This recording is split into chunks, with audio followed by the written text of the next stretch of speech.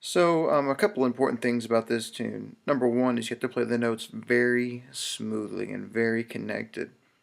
Take notes about the fingerings that I used and the actual individual fingers that I used on, each individual fret, and what notes I would slide into, what notes, how many notes I played on a single string, things like that, and all the little details will help you play very connected and legato like a wind player. Another thing is too, you don't want to play notes in a ballad with the right hand too harshly, or the decay of every note will come off the beginning of the note too sharply, and you'll lose that line. You want to play the instrument kind of at a mezzo piano volume, so your plucked notes don't decay as fast. That way they sound a little more even and more smooth. Another thing you use to play legato is this use of vibrato. And the way you do that is moving the string flat by pushing it towards the bridge, and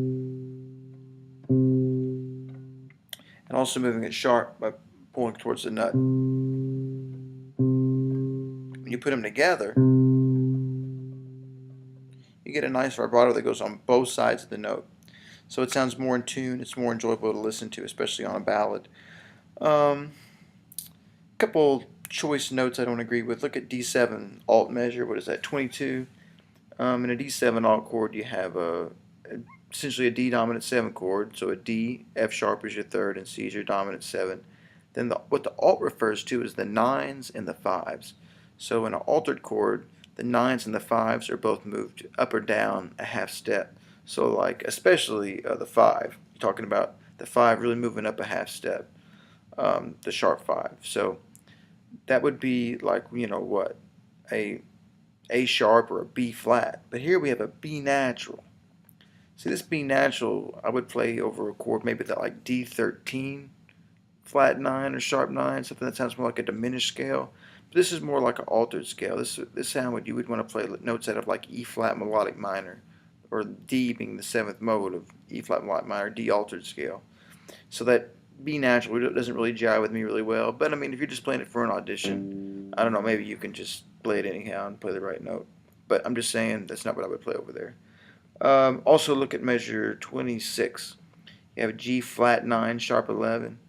So, in any kind of G flat 9 chord, the 9 of G flat is A flat, not A natural, which is written on the page. So I changed that to A natural, and it just sounded better anyhow. Or I changed it to A flat from A natural, rather. So you'll see that change. And the last chord, if those notes are right, should be E flat minor something, like minor 6 or minor 13 or something, because it's an E flat Dorian scale. So I mean, there you go. So those changes in the tune will really help realize the actual chord progression. Another thing is when you play a slow tune, it's good to train yourself to hear the chords in the back of your head while you play.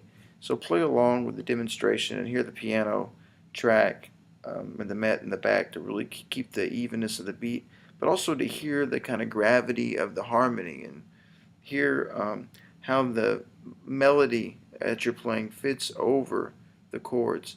That's real important in audition.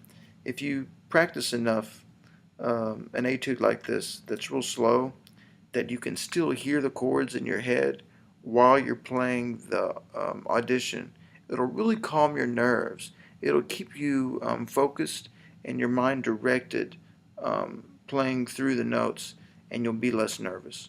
So that's about it for that etude.